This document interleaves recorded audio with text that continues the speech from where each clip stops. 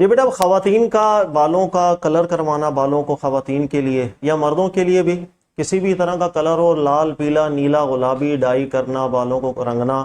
یا کالا کلر کرانا، یہ مسئلہ بھی بڑا عام ہے ہمارے یہاں، لیکن اس کا تعلق بھی ایک گنا اجتہاد سے بنتا ہے۔ بعض ذہن میں رکھ لیجئے گا کہ کالا کلر بھی بالوں کو لگائے مرد لگائے یا عورت لگائے، بعض صورتوں میں تو متفق علیہ حرام ہے۔ وہ کون سی صورتیں ہیں؟ اگر کسی کی نیت کوئی دھوکہ دینے کی ہے، مثال کے طور پر عمر زیادہ ہے لیکن چہرہ ساتھ دے رہا ہے، بال سفید ہو گئے، عمر زیادہ ہے، میں نے بالوں کو رنگ لگا دیا، کسی کو دھوکہ دے رہا ہوں نکاح کے لیے مثال کے طور پر، تو جہاں بری نیت آ جائے گی وہاں تو بالاتفاق علماء مجتہدین اور صحابہ کہ اب کالا کلر آپ نہیں لگا سکتے۔ اور ہاں اگر دھوکہ دینے کی نیت نہیں ہو، چہرہ آپ کا ساتھ بھی دے رہا ہے، یعنی چہرے پر ابھی کوئی جھریاں نہیں آئی ہیں، جیسے جوانی میں بہت جلدی بال سفید ہو جاتے ہیں، آج کل تو کراچی میں تو یہ بلا عام ہے، لڑکوں کے لڑکیوں کے بال بہت جلدی سفید ہو جاتے ہیں، تو اب یہ پیور کالا کلر بھی لگا لیں گے تو یہ مسئلہ کوئی اتنا بڑا نہیں ہے، اجتہادی مسئلہ ہے، اور وجہ اس کی یہ ہے کہ حدیث ہے، جیسے مسلم کی حدیث ہے، حضرت ابو بکر صدیق رضی اللہ تعالیٰ عنہ ان کے والد صاحب کو دیکھا نبی پاک علیہ السلام نے، بالکل سفید سر تھا، بالکل سفید ان کی داڑھی تھی، تو اللہ کے رسول پاک علیہ السلام نے فرمایا کہ غیرو ہذا شیب، کے یہ جو سفیدی ہے اس کو چینج کر لو۔ اور مسلم کے ایک حدیث کے لفظ ہے وَاجْتَنِبُوا بِالسَّوَادِ، لیکن کالے رنگ سے بچ جانا۔ تو یہ جو لفظ ہے مسلم کی حدیث کے، یہ لفظ ثابت ہیں اللہ کے رسول پاک علیہ السلام سے یا ثابت نہیں ہے، اصل میں یہ اختلاف رہا ہے محدثین کے اندر۔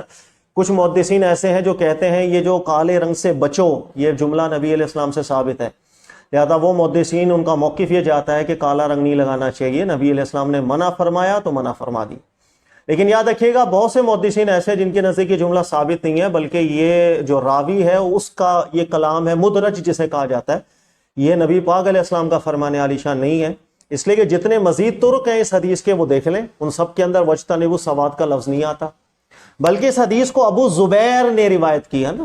اور ابو زبیر سے خود پوچھا گیا، زہیر نے خود پوچھا کہ بھائی یہ کیا حضرت جابر رضی اللہ تعالیٰ عنہ نے یہ بات بھی کہی تھی کہ کالے رنگ سے بچو؟ تو ابو زبیر نے کہا نہیں جابر نے یہ بات تو نہیں کی تھی، بس اتنی بات تھی کہ نبی علیہ السلام نے فرمایا کہ اپنے جو سفیدی ہے اس کو بدل لو، کالے رنگ سے بچنے کا حکم نبی علیہ السلام نے نہیں فرمایا تھا، نہ حضرت جابر رضی اللہ تعالیٰ عنہ نے یہ بات کہی تھی۔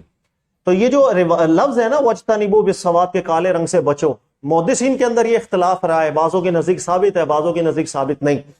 لہٰذا ایک بہت بڑا طبقہ ہے محدثین کا جو کالا رنگ لگانے کو جائز بھی سمجھتے آئے ہیں، فقہاء میں سے بھی بہت بڑا طبقہ ہے، لیکن یہ مسئلہ ایسا نہیں ہے کہ اس پہ سختی کی جائے، ذہن میں رکھیے گا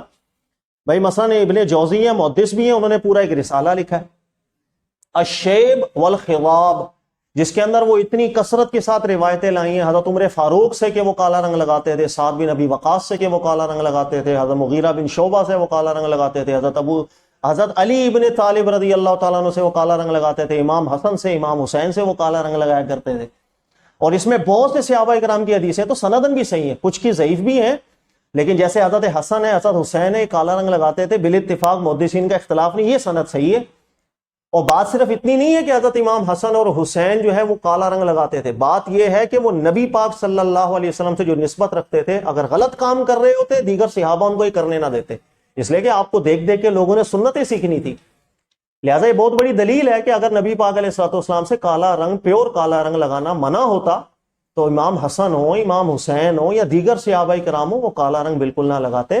اسی لیے ابن جوزی محدث ہیں، انہوں نے تو پورا رسالہ اس موضوع پر لکھ دیا، یہ کوئی مسئلہ ایسا نہیں ہے کالا رنگ ہاں جو چیز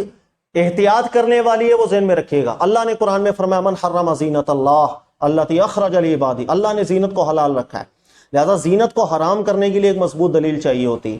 اور زینت ہماری جو شریعت کے اندر اپنا ایک معنی خاص رکھتی ہے جس کے اندر بری نیت داخل نہیں ہوتی، کسی نے بری نیت سے زینت کی الٹا گناہ گار ہو جاتا، بری نیت سے بیٹا نماز پڑھنے والا بھی گناہ گار ہوگا، لہٰذا اگر کوئی خاتون ہے، کوئی مرد ہے، وہ کالا کلر بھی لگاتا ہے اور اس کا جواز کی طرف رجحان ہے،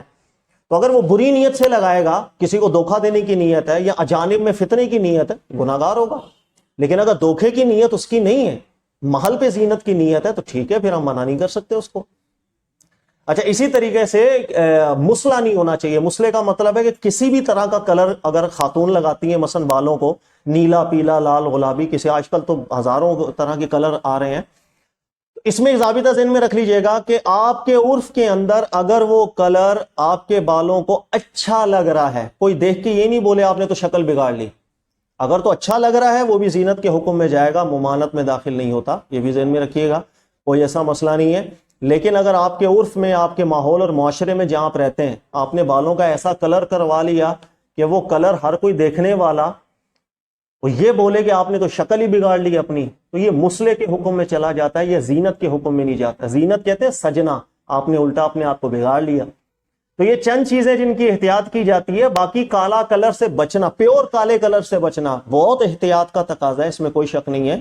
اور ہر وہ مسئلہ یا ہر وہ حدیث جس کی صحت میں اختلاف ہو اس کے اندر بچنا ہی بہتر ہوتا ہے۔ تو پیور بلیک کلر اگر آپ نہ لگائیں، ڈارک براؤن کلر لگا دیں، بہت اچھی بات ہے، لیکن اگر کسی کا رجحان جواز کی طرف ہے، کئی محدثین گزرے، تو اس میں بھی کوئی ایسا مسئلہ نہیں ہے کہ صرف بری نیت سے بچائے اپنے آپ کو، یا کالے کلر کے علاوہ کوئی کلر وغیرہ اس نے استعمال کرنا ہے تو وہ اپنے ماحول کو اچھی طرح دیکھے، بری نیت بھی دل میں نہ لائے، وہ اچھا لگ رہا ہو، خوبصورت لگ رہا ہو تو اس کے لگانے کی اجازت بن سکتی ہے۔ جزاک اللہ خیر۔